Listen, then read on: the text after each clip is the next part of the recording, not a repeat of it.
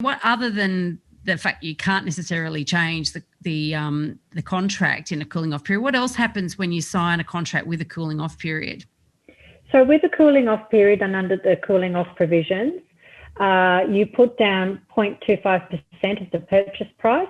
And what that effectively does, and why this legislation came in, was because so many people were being gazumped by, they had an offer and acceptance with a vendor. They'd go and often start getting their pest and building report, finalising their finance, and then the vendor would go and gazump them.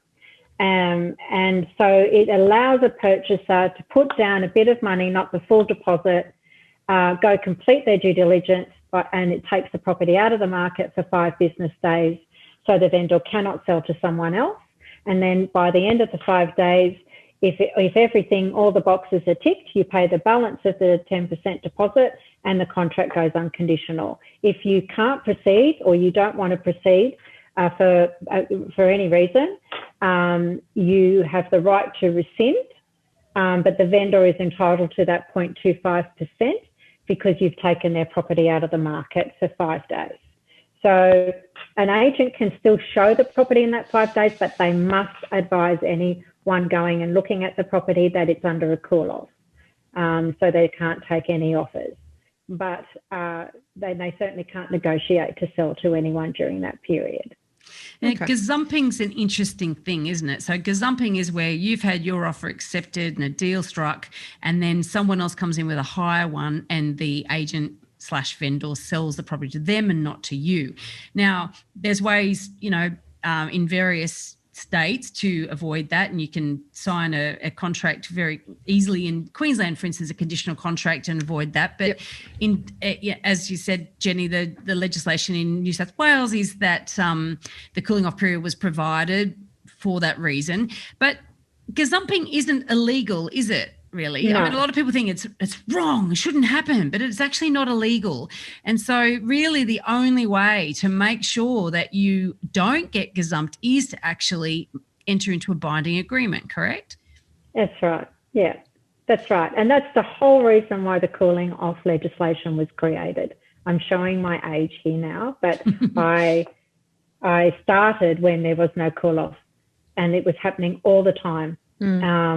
To people, and it brought it in as a relief for purchasers to try and go and get their due diligence, get their finance approval, get their pest and building reports or strata reports without fear of spending all that money and time and then losing out because someone's offered them, the vendor, $5,000 more.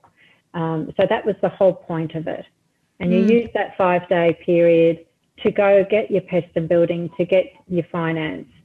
Because you can't make a contract in New South Wales subject to finance approval. You can't do it in New South Wales. The laws won't let you do it. I know you can in Queensland, but you can't do it. The Consumer Credit Code legislation doesn't allow you to do that in New South Wales.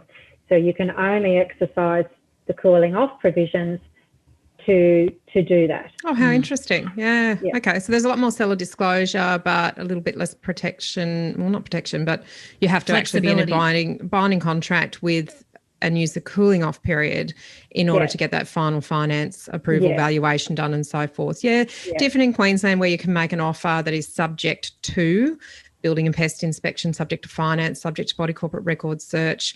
And these are all because there is so much less seller disclosure in Queensland and the onus that, KVM to let the buyer beware. So the buyer has a lot more onus on themselves to do the right levels of investigations to satisfy themselves as to the pros and cons of the property.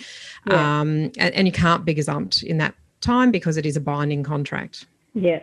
Yeah, and that's right, but we don't have that in New South Wales. So you can only exercise the cooling off provisions to give you that ability to go enter into a contract, get a property off the market and go complete your due diligence. And the reality is in Sydney, the demand is so high in Sydney that cooling off's very rarely offered.